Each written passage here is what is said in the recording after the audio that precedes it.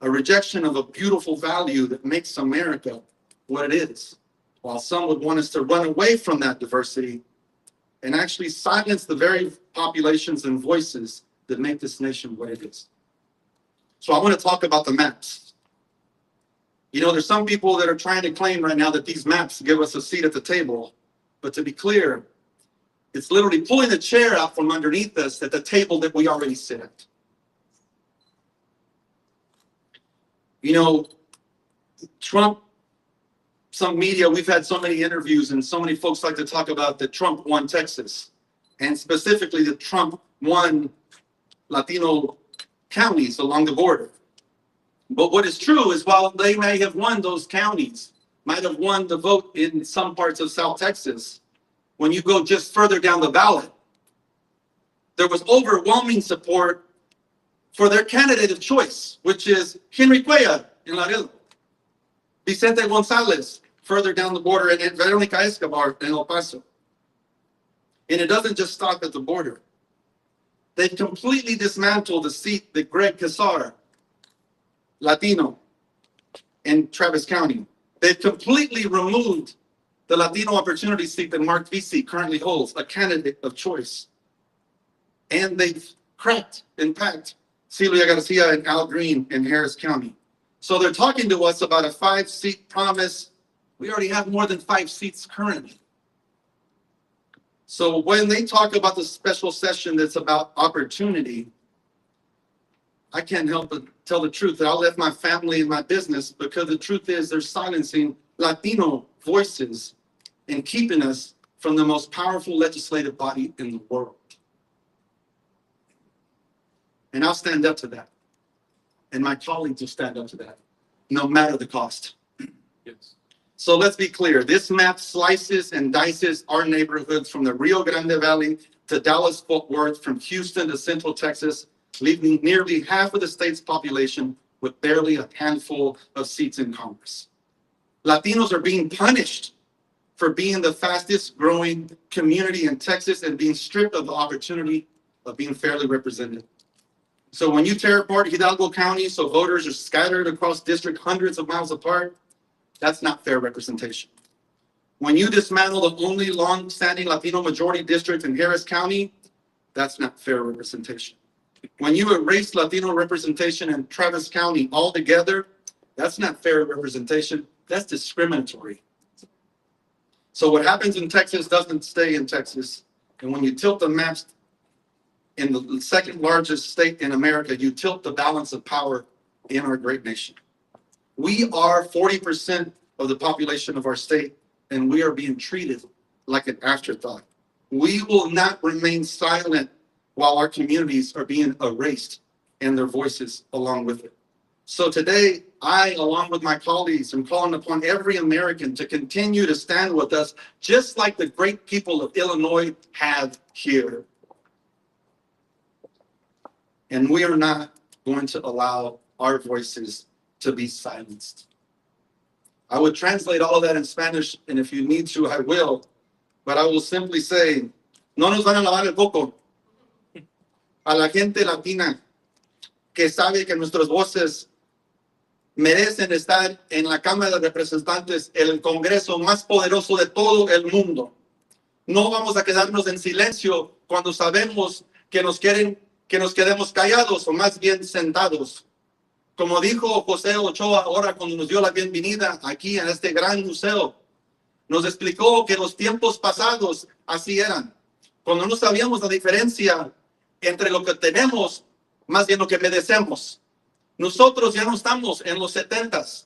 No nos vamos a regresar a tiempos pasados cuando nuestras voces no las querían y no estuvimos en el poder, como en la Cámara de Representantes en el Congreso de los Estados Unidos. Y hoy no nos vamos a dejar que nos sigan lavando el coco, que no nos hagan mensos, que nos traten como que si nuestra voz no importa, con decirnos que nos van a dar 5 distritos ahorita, que ya los tenemos.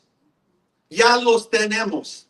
Así es que ahorita estamos aquí en su gran ciudad de Chicago, pidiéndole a todos que se unen con nosotros y también pidiéndole a los líderes de otros estados como Nueva York y California que sigan en esta lucha, que sigan en esta marcha, Esta marcha que es para justicia y para representación clara, que es representación honesta, que esto es la promesa de este país, no de los países de que nos fuimos para una mejor vida. Con esto paro aquí y quiero dar la gracia a mi amigo Chuy García, congresista de aquí, de esta área donde estamos ahorita. Gracias, Chuy.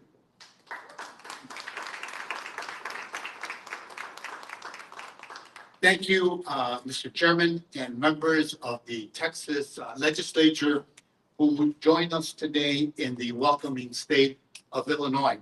This isn't just about Texas, because what happens and the outcome of Texas will come to Illinois and it will spread throughout the country. It's about the future of voting rights and the importance of representation. I want to welcome the delegation to the 4th District in Illinois, the only Latino voting rights district in the state of Illinois. I'm proud to stand with the legislators from the Illinois legislature who are also here expressing our solidarity and unity with our sisters and brothers from Texas. Latinos have fought long and hard to secure this district to ensure that Latino voices would be heard and represented in the U.S. Congress. Voter rights and protected classes have never been about special treatment or privilege. They have been about getting to power and having a seat at the table. Voting rights are about the people and ensuring that they have an opportunity as well as a choice. It's a sacred right. And whether you're in Illinois or Texas, the Voting Rights Act must be respected. As someone who first came to this country by way of Texas, right here to the Pilsen community, and found a home in Chicago during the time of the civil rights struggle, I value the Voting Rights Act. Matter of fact, it was passed the year that I came to Chicago. And thanks to the Voting Rights Act and Latino voters, I was able to serve as one of the first Mexican Americans in the Chicago City Council, in the state Senate, and in the U.S. Congress from the Midwest. Thank you. So Latino voters deserve the choice and the right to be heard under the Voting Rights Act. We're the largest growing ethnic group, as you have underscored, Mr. Chairman, in the U.S., comprising 62 million people. Our growing power poses a threat to some, those who don't value democracy. The same game here is not just about moving lines and rigging elections, but completely removing Latino representation from the map. Let me be clear. Any political games or stunts to dilute our power is unconstitutional, and worse than that, is plain un-American. We're standing together, sounding the alarm to Latinos. Our rights are under attack, and we must stop this blatant attempt to silence our voices and to steal elections. We stand with our sisters and brothers from the Texas delegation, because what happens in Texas will not stay in Texas. It will set off a domino effect and the fall of democracy. We've got to continue to defend our country and the fight for our future. That's what's at stake. Muy buenas tardes. Esta tarde me da mucho gusto dar la bienvenida con los colegas de la legislatura estatal de Illinois a esta delegación de Texas, nuestras hermanas y hermanos. Lo hacemos porque los votantes y la mayoría de latinos que son protegidos bajo la ley de el derecho al voto en todo el medio oeste. Eso está en riesgo. Luchamos para asegurar que este distrito en el cual nos encontramos hoy y que vivimos los votantes latinos tuvieran representación en el Congreso. Bajo la ley del derecho, los latinos son un grupo protegido.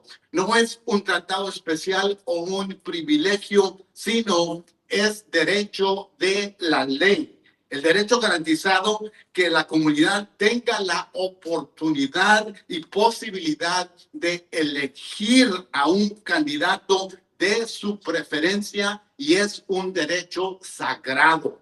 Desde Illinois a Texas, la ley del derecho al voto debe respetarse. Como alguien que llegó a este país por Texas y encontró un hogar en Chicago durante los 60 y la lucha por los derechos civiles, valoro lo que la ley del derecho al voto significa para nuestra comunidad. Gracias a esta ley, fui el primer mexicoamericano de origen inmigrante en el Consejo Municipal de Chicago y años más tarde, el primer mexicoamericano en el Congreso de los Estados Unidos. Los votantes latinos merecen las opciones que se les han prometido bajo la ley del derecho al voto. La comunidad latina es la población que más ha crecido y sigue creciendo. Hoy en día somos en exceso de 62 millones de personas. Nuestro poder representa una amenaza para algunos, los que en este momento se oponen a la democracia. El juego aquí no se trata solo de mover líneas y manipular elecciones, sino de eliminar completamente la representación de nuestro pueblo. Cualquier maniobra política o táctica para disminuir a nuestro poder es anticonstitucional y antiamericano. Por eso estamos unidos, alertando a los latinos y latinas. Nuestros derechos están bajo ataque y debemos detener este intento de callar a nuestras voces y robar las elecciones. Apoyamos a nuestras hermanas y hermanos de Texas, porque lo que ocurra en Texas vendrá también aquí a Illinois y será un efecto dominó y la caída de nuestra democracia. Por eso, nuestra unidad y solidaridad con la delegación de Texas. Muchas gracias.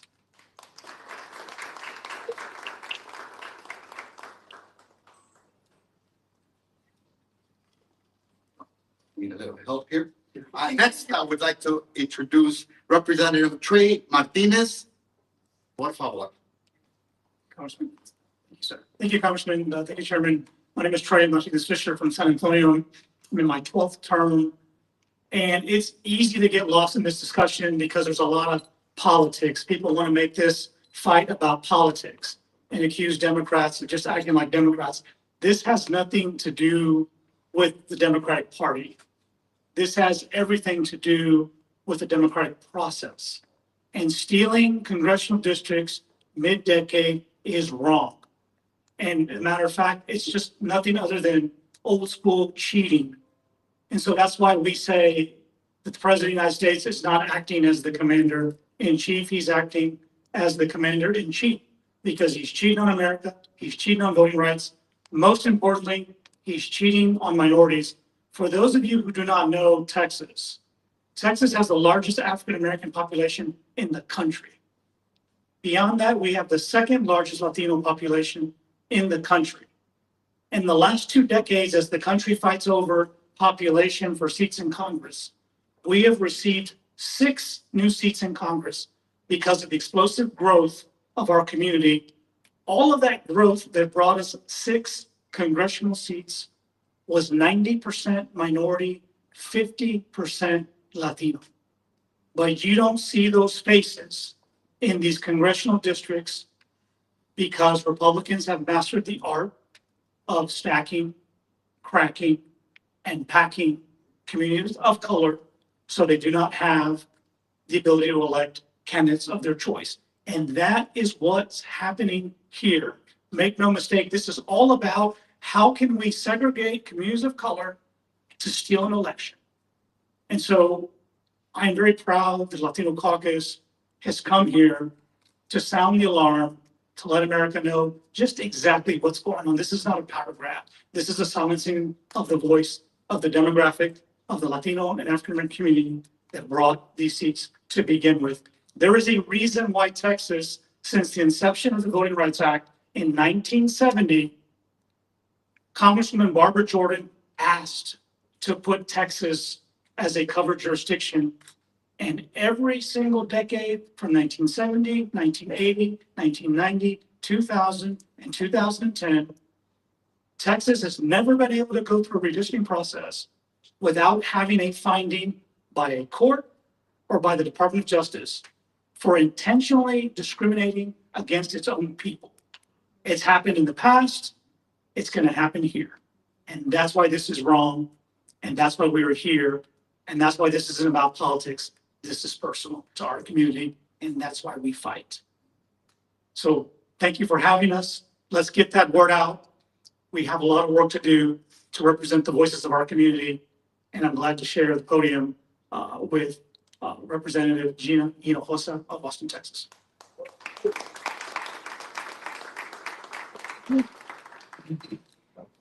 I am State Representative Gina Hinojosa. I represent Central Austin in the Texas House. And first, let me say what a privilege and honor it is to be here in this museum that celebrates the richness and the beauty of our Latino and our Mexican culture.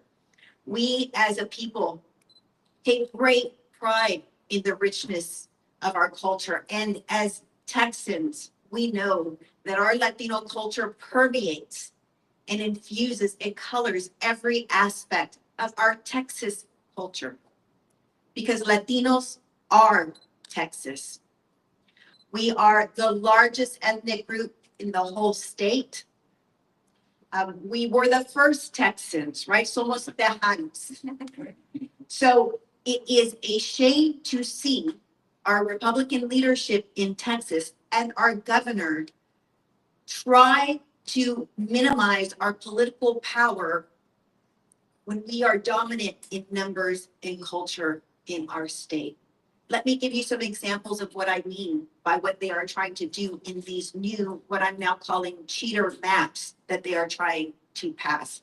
I said I represent Austin, Texas. In Austin, we have 2 members of Congress. We have one, Lloyd Doggett, represents Central Austin, and we have another, Greg Casar, who we share with San Antonio. That is a Latino opportunity district. It in fact elected a Latino, and it is eliminated in these new cheater maps. Houston is the city with the largest Latino population of any state in Texas. It has a representative, Sylvia Garcia.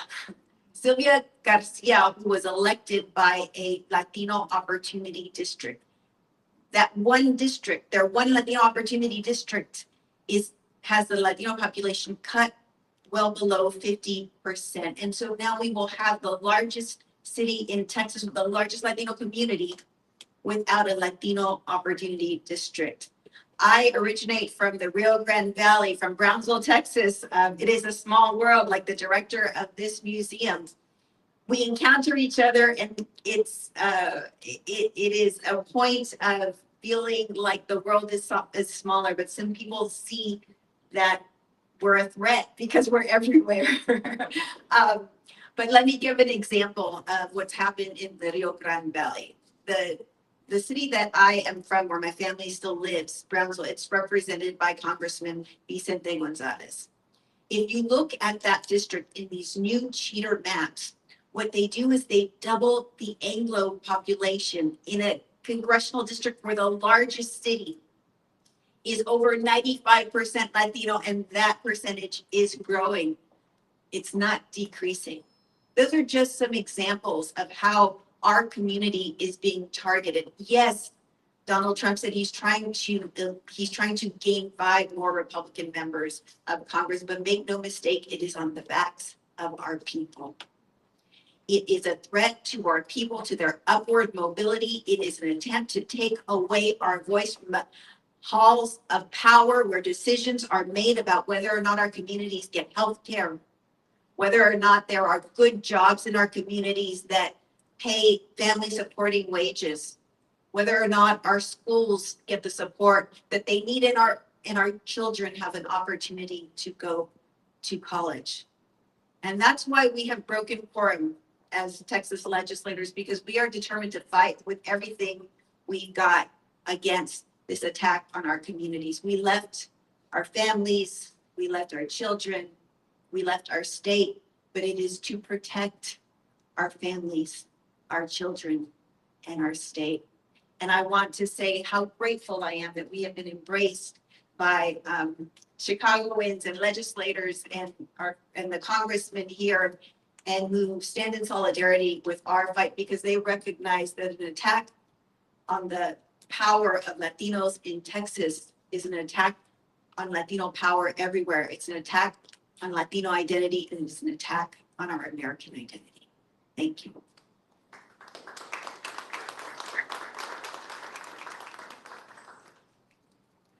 Next, we'll have State Senator Cristina Castro. Great. Good afternoon. My name is Cristina Castro. I'm an Illinois State Senate Majority Whip. I'm proud to stand here as an Illinoisan, as a Mexicana, and as someone with deep roots in McAllen, Texas. Today, that's right. Girl. Today, we, the Illinois Legislative Latino Caucus, and our hermanos and hermanas of the Mexican American Legislative Caucus of Texas stand together to speak with one voice, united by shared heritage and purpose. A purpose rooted in justice and representation, and in the constitutional promise that everyone's voices deserves to be heard and counted, no matter what their zip code is or the language that they speak at home. As Vice President for Policy of the National Hispanic Caucus of State Legislators, I want to make one thing clear. This is not just a Texas issue. This is a Latino issue. Okay. And when it comes to protecting the political power and civil rights of Latinos in this country, we are all Tejanos today.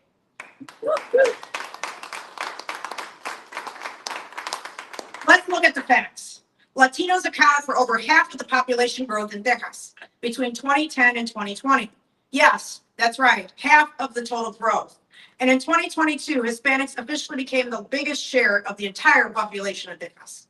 So to do this mid-decennial gerrymandering now, when maps had already been drawn after the 2020 census, is an unscrupulous silencing of not just a community, but the largest community powering the state's economy, culture, and future. When a community delivers the growth and receives none of the representation, that is racist gerrymandering. And it's not just racist, it's unconstitutional. This is an attempt to dilute Latino political power because of our voices are growing louder, because our communities are organizing, because we demand a seat at the table, and in some in Texas and in Washington, D.C. are afraid of what happens when we get that seat. As the VP of policy, I say this: whether it's in Texas, Illinois, or anywhere in this country, maps must reflect the people. And this map fails that test. It fails the test of fairness. It fails the test of equity. It fails the test of democracy. And we are here to say enough. Basta ya. We urge the courts, policymakers, the voters, and the public at large, especialmente nuestra gente, to pay attention and understand this power grab, because this map not just are lines on a piece of paper. It is a test of whether America still honors its promise of equal representation for all. As Latinos, as lawmakers, and as defenders of democracy, we demand a map that reflects the truth. La verdad, la pura verdad. The Latinos are an indispensable part of Texas and of this nation's future. We are not going away. We are not staying quiet. And I'll be damned if we stand by and let our communities be silent. I'm here in arms with our friends in Texas, and I'm going to give it to my sister in arms, Senator Selena Villanueva.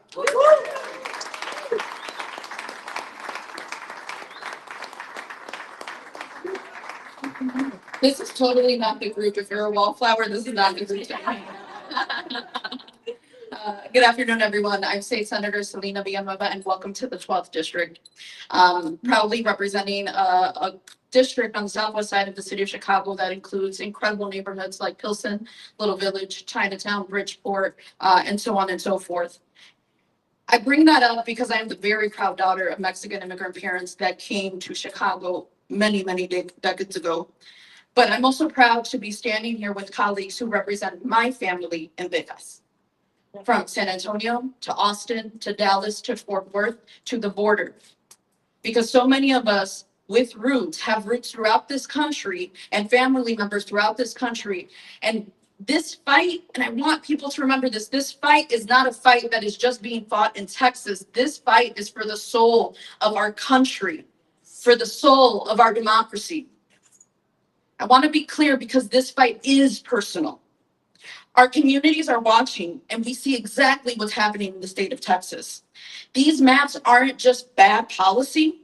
They're a calculated attempt to silence Latino voices, to divide our neighborhoods and to erase our political power. Representation is not a privilege. It is a right. Yes, it is. I'm going to repeat that again. Representation is not a privilege. It is a right. It means that when we fight for this representation, it means having leaders that represent us because they come from our communities, because they understand our lived experiences, because they're the ones who carry our stories into the rooms where decisions get made. Latinos are not invisible, no matter how much people think that they can try to get rid of us or try to silence us. We are a driving force of the economy in this country. And we are raising the next generation with pride and with dignity. When you divide our communities on paper, like this unconstitutional cheating map, what you're really trying to do is to break our power.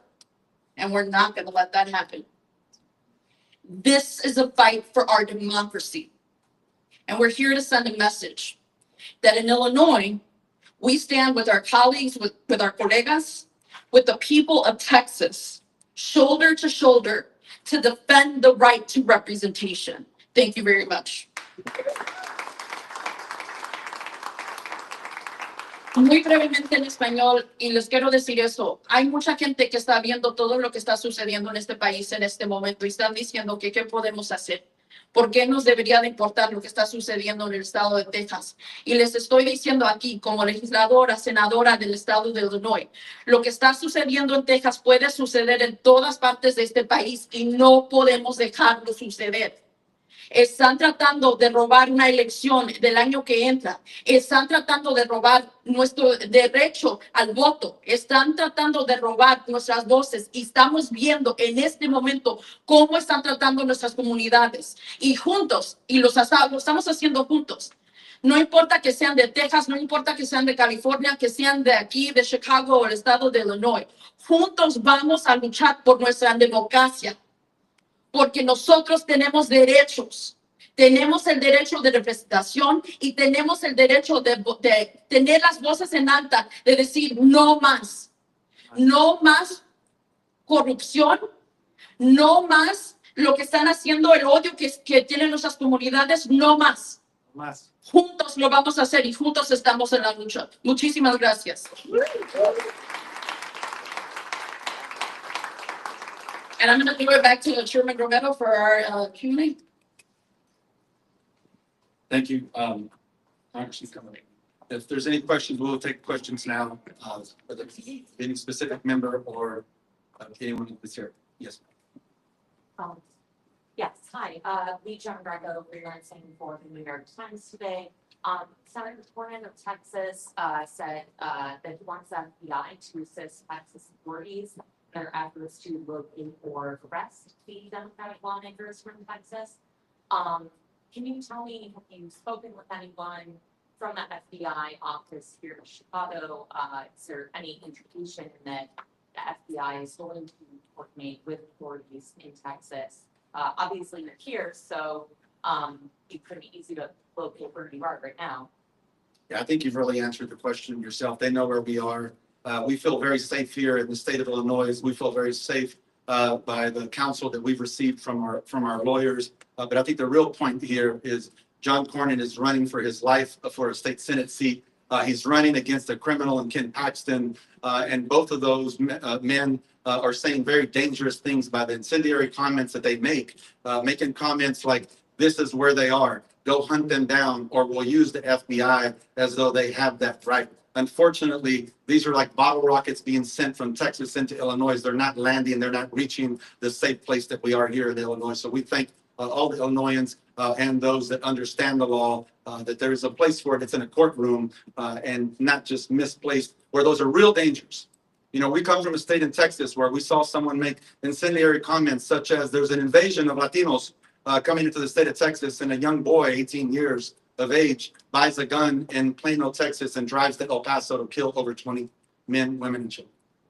Those are the kind of comments that happen. They're incendiary, they're dangerous, and they should be held responsible for those kinds of comments. If I can just follow up, it seems like under most circumstances, the FBI doesn't have the authority to enforce state or local laws, but obviously we've seen with Trump that he doesn't always go by, precedent. So, spoken with other lawyers about what. Governor Pritzker's been very clear about that reality, that possibility, or lack thereof. Thank you for your question.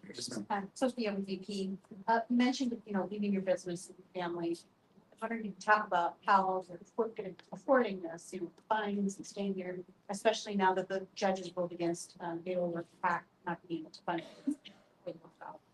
Well, I think that's the decision is specifically about Beto O'Rourke's group. But look, we've said since we've got here that the price that we will have to pay fines per day are a small price to pay for this moment in time in America, where the senator said so eloquently, this is a fight for democracy, one that we all believe in. So right now, we don't have to make that decision in terms of how we're going to pay for it. I think that if one of my colleagues said that they needed help paying for those fines, I would gladly support them in paying for those fines. Just as we found Americans, whether they be from California, Texas, anywhere around the country, are in support of this, because nobody wants politicians picking their voters.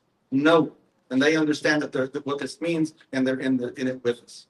Good afternoon, Michelle Gallardo with ABC 7 here in Chicago.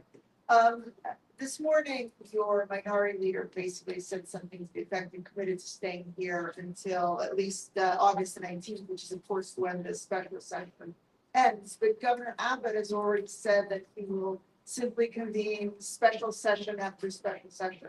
So at the end of the day, once you return, what's going to, I found it really interesting that Governor Abbott said he'd call special session after special session into 26 and 27. Well, if that's the case, this map will be running under the old maps, right? But look, what we know is that we have already made a difference. There were so many people around this country that didn't even understand what redistricting meant to them. That's not the case anymore. Anytime you turn on the news right now, the story is what is happening with this steal, with this corruption, the next level of corruption through these cheating maps. And we've also seen what had always been our hope is that other states would take action. We saw that Governor Newsom has announced that they are going to take this to the voters in California to allow them an opportunity to offset the five seats that we may lose in Texas. So we hope that by the time that we go back into special session, he may say he's going to call it. Maybe he's put himself out there. By that point, we don't know what's going to happen between here and there. We know what we're going to do today. And we're going to continue down this march. As Representative Congressman Al Green said, we're going to continue to educate as many people around this country as we can. We're going to continue to travel, and we're going to make sure that America understands the moment in time. There has been moments like this in our past. And there has been men, women, children of all colors and creeds that have joined into this fight and said, not on my lifetime, and we're not going to allow it to happen. Any other questions? Good, thank you. Yeah, stay for a photo. Yeah, my